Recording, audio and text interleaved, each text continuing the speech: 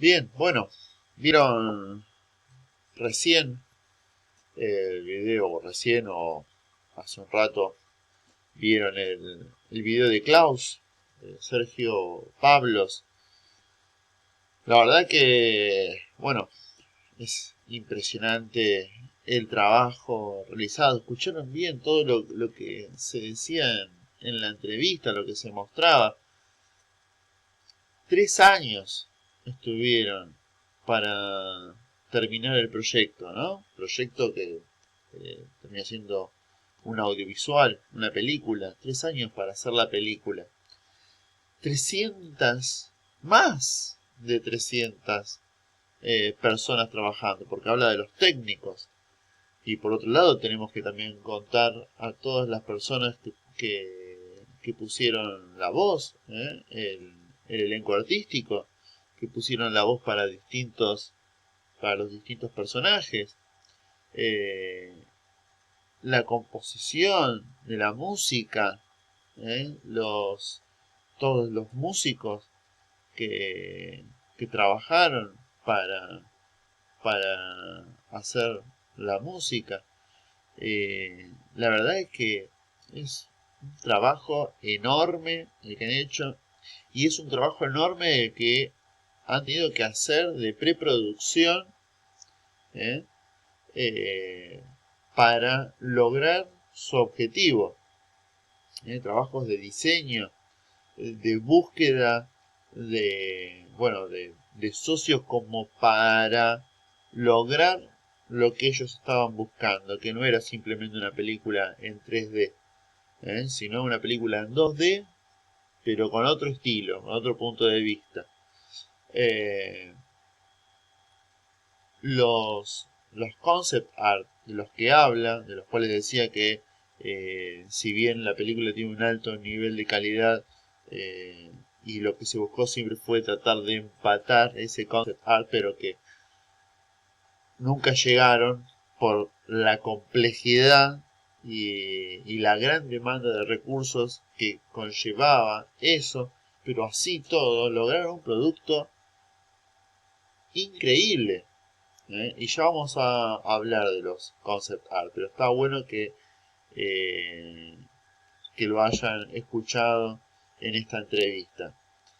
Se, veían desde el sonido cómo estaban reventando, estaban grabando, registrando cómo explotaba un globo para tener un elemento sonoro, estaban construyendo elementos sonoros para después incorporarlos dentro de la construcción de la banda sonora. ¿eh? Los distintos bocetos, las distintas reuniones, vieron, todos trabajaban en equipo en distintas circunstancias. Reuniones donde se iban explicando los distintos procesos, qué es lo que estaba el director, Sergio Pablos, planteando qué es lo que pretendía, qué es lo que quería, aclarando cuestiones de lo que ya se había realizado. Y siempre están rodeados, fíjense, vuélvanlo a mirar, están rodeados de los storyboards pegados en las paredes, con indicaciones en formas de ficha, distintos formatos. Pero siempre están rodeados de esos storyboards, porque son las salas de trabajo en donde permanentemente están viendo, bueno, las secuencias que están llevando adelante. Eh, 3 años, ¿sí? 300 técnicos, más de 300 personas trabajando. La verdad es que es un trabajo increíble.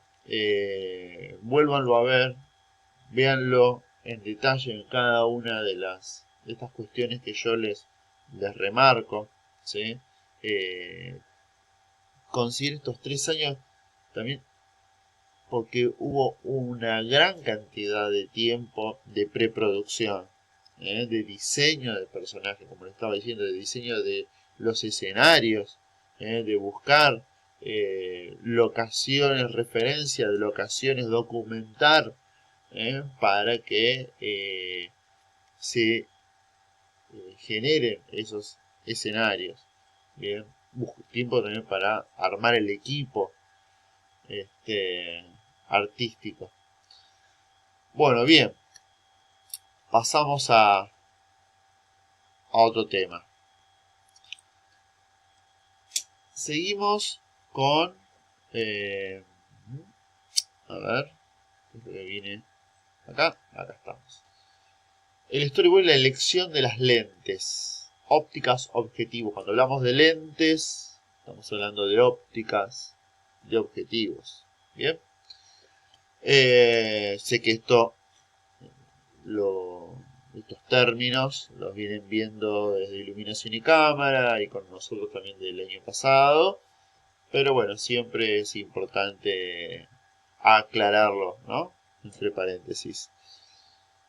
Y acá venimos con una cita del profesor Alejandro Cristian Fernández, amigo de la casa, quien nos brinda su formato de storyboard digital con el que ustedes van a trabajar y que más adelante se los comentaré, pero traemos esta cita que es importante a tener en cuenta. La leo o para también ir hablándola. Que dice: lo que verdaderamente importa es conocer profundamente las diferencias técnicas y por lo tanto estéticas de los diversos objetivos para poder elegir, en el momento de diseñar los planos, los que mejor se adapten a nuestras necesidades narrativas y expresivas.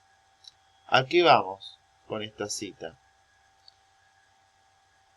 Por eso estamos hablando de las lentes, por eso estamos hablando de su importancia y por eso estábamos hablando, yo les decía cuando les hablaba del formato del storyboard, les mencioné más de una vez que se indica el tipo de lente, ya sea en el ya sea en el guion técnico como en el storyboard, se indica el tipo de lente.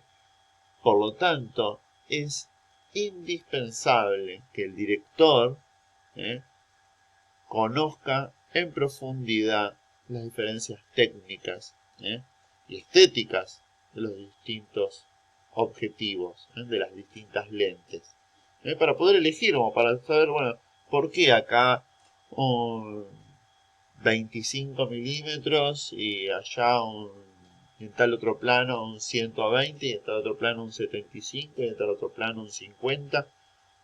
¿Por qué?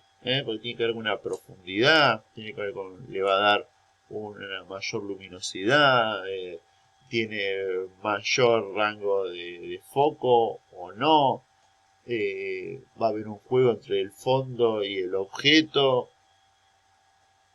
Todo tiene un porqué, ¿sí? Y es importantísimo que estas cuestiones no queden de lado al momento de hacer el storyboard. Ya en ese momento ya se tienen que empezar a establecer en los stories. Se tiene que ya empezar a definir cuál es la lente con la que se va a trabajar. Por eso también les decía que el storyboardista, un ilustrador especializado, debe conocer de lentes. Porque cuando está hablando con el director, para indicarle, bueno, cuál va a ser ese plano, cómo va a ser ese plano, así, bueno, por acá con una lente entiende cuál es la profundidad que le tiene que dar el dibujo, qué es que va a tener por delante, ¿sí? En primer plano, cuál es el recorte. Entonces, por eso es indispensable y no hay que dejarlo de lado cuando estamos hablando de storyboard, el tema de las lentes. Bien, y continuando con la configuración del storyboard, bueno, por un lado tenemos las indicaciones de cámara y movimiento de personajes, de los cuales, bueno, ya hemos venido hablando bastante en cuanto al lenguaje universal que se debe plantear desde lo gráfico, pero que incluso sabemos que puede haber ciertas variantes según el director. Bien, pero siempre tiene que ser claro y simple, ¿sí? Cada uno de los símbolos que se utilizan al momento de aplicar en el storyboard. Y por otro lado tenemos la cantidad de dibujos por cantidad de tomas de montaje. paréntesis. ¿Qué es una toma de montaje? Bueno, la toma de montaje es un fragmento de lo que es la toma de rodaje. La toma de rodaje es el plano que se graba desde, digamos, el plano que se graba desde el inicio hasta el final, ¿no? Desde que uno pone rec hasta que pone stop, ¿ok? Esa es la toma de rodaje. Bueno, la toma de montaje es un fragmento de esa toma de rodaje, ¿bien? ¿Cuál es el fragmento? Es el fragmento que uno genera al hacer un corte al inicio y un corte al final. Lo que nos queda, ¿sí?, es la toma de montaje. Entonces, de eso estamos hablando, ¿sí? Cada dibujo, ¿sí?, representa la toma de montaje. Bien, entonces por eso estamos hablando de cantidad de dibujos por cantidad de toma de montaje. Suponiendo que una película tiene alrededor de 100 escenas, como la película que ustedes están trabajando este año, y un promedio de 8 planos cada una, estamos hablando de un promedio, no les estoy diciendo que en esta película hay 8 planos en cada escena, ¿sí? O que cada escena está constituida por 8 planos, sino que es una cuestión de un promedio, como para poder tener una idea en general, ¿sí? Entonces, si hay alrededor de 100 escenas y un promedio de 8 planos por cada una, ¿sí?, estamos hablando de unos 800 cuadros, ¿sí?, 800 dibujos. Es decir, que para uno medio en acción real se deben calcular por lo menos 800 viñetas. Bien, esto se los planteo porque seguramente después lo esté retomando Corina al momento de continuar con el presupuesto. Y bueno, como estamos hablando de storyboard, siempre la pregunta está, ¿no? ¿Cómo se calcula para un cortometraje, para un largometraje, perdón? Entonces, este sería un número promedio, ¿bien? 800 cuadros, muy bien. Para empezar a hablar sobre el storyboard de mayor complejidad en la ilustración. Este es el caso de La novicia rebelde de Robert Weiss, 1965, donde pueden ver que ya en el storyboard se empezaba a plasmar cuestiones de tono en cuanto a los tonos pastel, los colores, el tipo de color que iba a estar en la imagen final de la película. Cuestiones arquitectónicas, ¿sí?, como el estilo de las estatuas, los espacios, ¿sí?, el tipo de rejas, los jardines, esos jardines laberínticos de arbustos, ¿sí?, el tipo de un principio de estilo de el vestuario, ¿sí? Entonces ya ahí en el storyboard se empiezan a presentar elementos que van más allá de una indicación, un bosquejo, una indicación técnica, un bosquejo en cuanto a ilustración. Son mucho más complejas las imágenes realizadas. Este tipo de storyboard de mayor complejidad, la verdad es que para desarrollarlos, ¿sí?, la producción debe brindarle material al ilustrador. Yo recuerdo, bueno, cuando trabajamos en un proyecto para Encuentro, revoluciones, teníamos revoluciones de todas épocas, y había que estar documentando, ¿sí?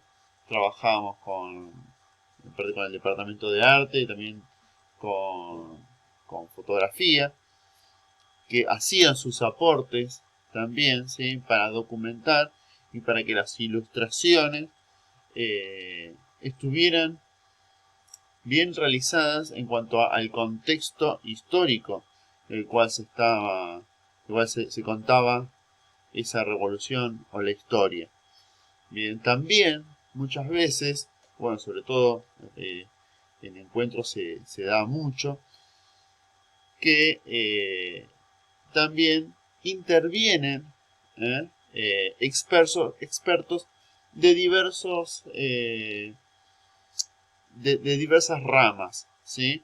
Como pueden ser historiadores, biólogos, arquitectos, ingenieros, ¿sí? Físicos, de distintas ramas, dependiendo de lo que necesita el proyecto.